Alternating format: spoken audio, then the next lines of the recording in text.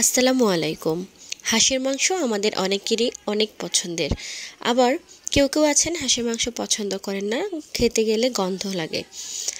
তাই আজকের রেসিপিটা তাদের জন্য। আজকে আমি যে উপায়ে রান্না করছি সেইভাবে ট্রাই করবেন বাসায়। কথা দিচ্ছি হাঁসের মাংসের ফ্যান হয়ে যাবেন। তাহলে চলুন আজকে আমরা রান্না করব হাঁসের মাংস ভুনা।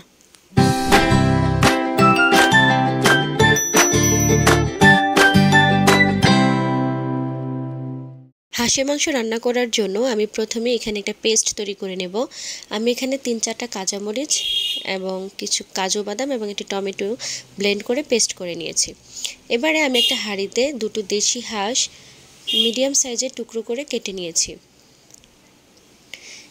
এবারে এই হাঁসের মাংসগুলোতে আমি হাফ কাপ পেঁয়াজ কুচি দিয়ে দিচ্ছি।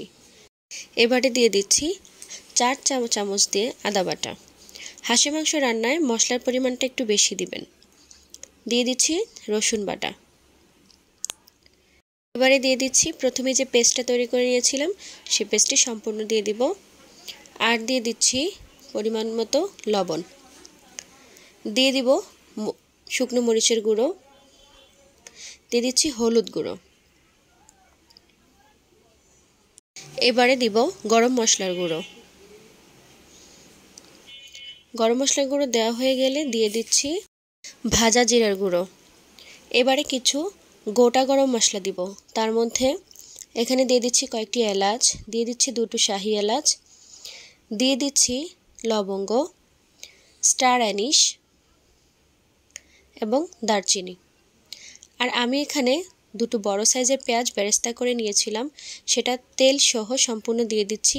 আপনি পেঁয়াজ বেরেস্তাটা ততটুকু তেল দিয়ে করবেন যতটুকু তেল আপনার এই মাংসটা রান্না করতে প্রয়োজন হবে। তাহলে পুরো তেলটাতে বেরেস্তার একটা সুন্দর ফ্লেভার থাকবে। এবার আমরা চুলায় চলে যাচ্ছি। চুলায় পাতিল বসিয়ে মাংসটাকে আরও একবার ভালোভাবে নেড়ে চেড়ে সমস্ত মশলার সঙ্গে মিশিয়ে নিয়ে ঢাকা দিয়ে দেব। ফিরে এলাম কিছুক্ষণ পর। মাংসটা অল্প করে বলক করতে শুরু করেছে। এবার ঢাকনা খুলে ভালোভাবে আরও একবার নেড়ে চেড়ে মিশিয়ে দিচ্ছি। আমি এখানে যে গোটা গরম মশলাগুলো ব্যবহার করেছি, চেষ্টা করবেন সবগুলো মশলা ব্যবহার করে রান্নাটা করার জন্য। এভাবে কিছুক্ষণ পর পর ঢাকনা খুলে মাংসটাকে নেড়ে চেড়ে দিতে হবে। দেখুন মাংস থেকে কিন্তু পানি ছাড়তে শুরু করেছে। এখানে আমি এক্সট্রা কোনো পানি ব্যবহার করিনি। এবার আমি 2-3টা আস্ত রসুন এর মধ্যে দিয়ে দিব। এই জিনিসটা হচ্ছে অপশনাল। আপনাদের যদি আস্ত রসুন খেতে ভালো লাগে তাহলে দিবেন, না হলে প্রয়োজন নেই।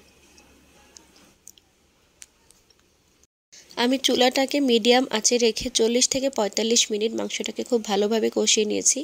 দেখুন আমার মাংসের মশলাটা থেকে অয়েলটা রিলিজ হওয়া শুরু হয়ে গেছে।